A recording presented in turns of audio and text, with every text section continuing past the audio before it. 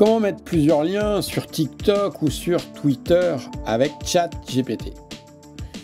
En fait, quand on est sur Twitter ou sur TikTok, dans la bio, on peut mettre qu'un seul lien. Et quand on a plusieurs choses à présenter, comme ici, c'est vite embêtant. Du coup, ce qu'on peut faire, c'est on peut passer par des solutions comme Linktree ou d'autres solutions du même genre qui te font des menus.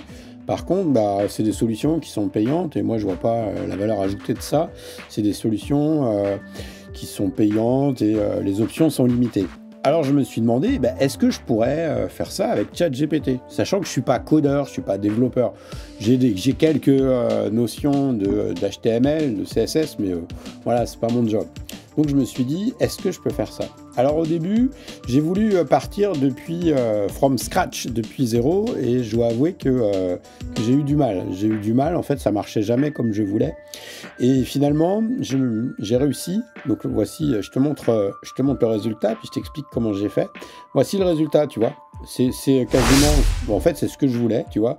Donc il y a un logo, il y a un titre, et puis après il y a mes différents menus. Tu vois, si par exemple je clique là-dessus, hop, tu peux t'abonner à ma chaîne. Tu vois, ça fonctionne.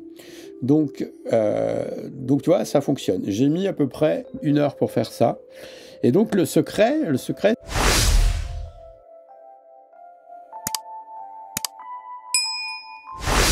C'est que je suis parti d'un framework. Un framework, c'est du code en fait, du code qui existe déjà, qui s'appelle Bootstrap. Bootstrap, c'est une petite librairie CSS qui a été développée à la base par Twitter. Mais bon, on s'en fout, c'est pas le sujet. Et je vais te montrer comment j'ai fait pas à pas pour créer ce code-là facilement. Et du coup, toi, tu vas pouvoir t'en servir pour Twitter, pour TikTok ou pour à chaque fois que tu as besoin de mettre un menu avec plusieurs liens. Éventuellement, tu peux faire aussi des sous-menus. Donc, comment faire? Donc, je suis parti. Donc, j'ai utilisé ChatGPT et je te montre ce qui a marché parce que donc je t'ai dit, il y a des trucs qui marchaient pas au début. Donc, je commence par lui dire, tu oublies toutes les instructions précédentes parce que j'avais vu ça dans une vidéo de mi-code qu'au début, il se rappelle des choses. Donc là, on lui dit, hop, on efface tout. Je commence par lui dire, est-ce que tu sais ce que c'est Linktree? Donc il me dit oui, il connaît, ok, très bien. Après je lui dis Bootstrap, il y a plusieurs versions, donc je lui demande quelle version tu connais. Donc il me dit, je connais la version 3, 4, 5. Je lui dis, ok, on va partir avec, tiens d'ailleurs je me rends compte, je ne l'ai pas marqué, mais je voulais lui dire, on va partir avec la version 5. Ok, du coup là je ne sais pas s'il a fait avec la version 5, mais peu importe, le principe reste le même. Du coup, je lui dis, tu m'écris une page comme Linktree en Bootstrap avec les infos suivantes. Donc, je lui dis de me donner le titre, je lui dis les boutons, et je lui dis de me créer un fichier HTML et CSS. Alors, il commence par me dire, ça marche pas, machin, mais en fait, il te donne quand même le code source.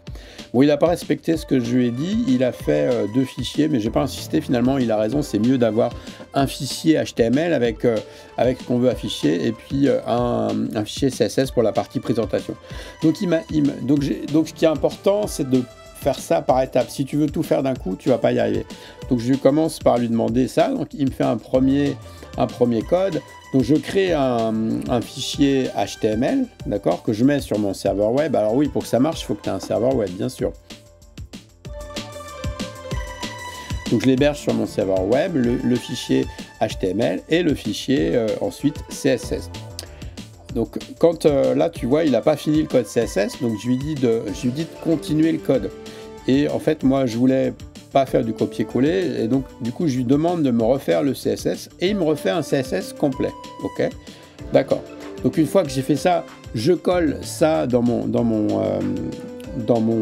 fichier, dans mes 2 fichiers, et puis je lui demande, après je fais par itération, donc je lui dis tu vas modifier le bouton 1, le bouton 2, voilà, tu vas modifier les libellés. Donc il m'a modifié ensuite les libellés, et ensuite je lui dis voilà, l'image ça va pas, il m'avait pas pris la bonne image, donc je lui dis de changer l'image, donc il me change l'image. Alors là j'aurais pu le faire à la main, mais autant me servir de l'outil jusqu'au bout. Donc il me change les images. Et puis après, les images au début, tu vois, elles étaient pas arrondies. Là, je lui ai indiqué le code hexadécimal du fond. Donc en fait, tu utilises une pipette sur Windows, sur Mac, et puis tu peux choper le code hexa de la couleur. Donc il m'a modifié. Donc comme on a séparé le CSS et puis le HTML, c'est bien parce que les modifications ne se font que d'un côté ou de l'autre. Là tu vois, quand tu as un moment, tu as un doute, là j'avais un doute, bah, je lui pose la question parce que j'avais deux sections. J'avais deux sections over. Over, c'est quand tu passes dessus, tu vois. Là, hop, c'est le comportement qui se passe quand tu passes dessus. Je lui dis, bah alors, est-ce qu'il faut que je garde les deux sections? Et il me dit, bah oui, en fait, tu peux les garder parce que si tu les gardes pas, tu vas perdre l'effet là, ici. Et l'effet, on le regarde, si on cherche un peu dans le code, en fait, c'est l'effet qui est... où est-ce qu'il est? Tac, ici, cet effet-là. Il y a une transition, etc. Alors moi, comme je te dis, hein, je ne connais pas le CSS, j'aurais été incapable de faire ça tout seul, ou alors ça aurait mis un temps de fou. Donc après, l'image était à droite, donc je lui demande de me la mettre à gauche, du coup, hop, il me donne les instructions à chaque fois. Tu vois, il ne me redonne pas tout le code, donc c'est à toi. Quand tu fais en mode bourrin et que tu essaies de ne pas comprendre, en fait, j'ai remarqué ça ne marche pas. Tu es obligé un minimum d'essayer de comprendre ce qu'il dit et les mettre aux bons endroits, parce que sinon, il va te modifier. Quand tu vas demander une modif, il va faire une modif d'un côté, et ça, il y a un truc qui va clocher l'autre. Donc, tu peux pas faire en mode complètement singe, il faut que tu utilises un peu ton brain, donc ça veut dire qu'on va pas être complètement tout de suite remplacé par l'intelligence artificielle. Tiens, d'ailleurs, pendant que je reprends ma respiration, j'ai écrit un livre complet sur l'intelligence artificielle, sur ChatGPT, sur comment s'en servir dans ton business, avec 7 exemples pratiques qui sont détaillés pas à pas, et tu vas voir comment te servir de ça concrètement. C'est un livre que tu peux trouver sur Amazon. Allez, on continue. Donc, on en était où? Je lui disais, voilà. Donc l'image elle dépassait, donc tu vois j'avais ce cas là, c'est-à-dire quand le texte dépassait, et donc sur mobile en fait, parce que là on est sur ordi mais sur mobile c'était pas bon, et du coup il m'a fait rajouter une règle. Alors là c'est pas bon parce que la règle qu'il m'a fait ajouter ne concerne que les écrans qui font une taille qui fait moins de X pixels, voilà, de 767 pixels. Si tu voulais aussi que ça marche sur des écrans de taille intermédiaire, bah, il faudra rajouter une autre section. Donc là, il m'a donné le code qui va bien pour les écrans plus petits. C'est où? C'est la section média. Voilà, ici, la section média qui m'a fait ajouter. Donc c'est pareil, à un moment je me demandais si je fallait que je fusionne ou pas, je lui demande, il me dit oui tu peux fusionner, donc il fusionne, donc tu vois, il comprend quand même vachement bien ce que tu lui dis. Ok, donc ça marchait pas, j'ai dû m'y reprendre à plusieurs reprises, donc il m'a fait rajouter différentes options, donc il faut pas lâcher l'affaire, hein, donc voilà, à un moment il m'a fait rajouter ça et encore une autre option, et puis finalement ça marche. Ok, bah voilà, donc du coup, c'est, tu vois, allez, franchement, j'ai dû mettre 1 heure pour arriver à un rendu comme ça sur mobile, et moi je trouve que c'est vachement bien.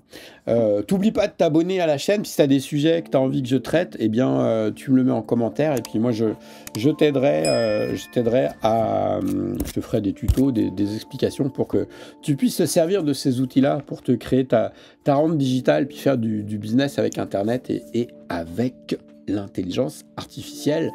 Vraiment, c'est important que tu te formes maintenant parce qu'il va y avoir un fossé qui va se creuser de plus en plus entre les gens qui savent se servir de ces outils-là et les gens qui ne savent pas. Tu vois, quelqu'un qui n'est pas codeur peut faire là, c'est une appli super simple, mais on peut faire des choses plus élaborées. Voilà, à bientôt, ciao, à plus.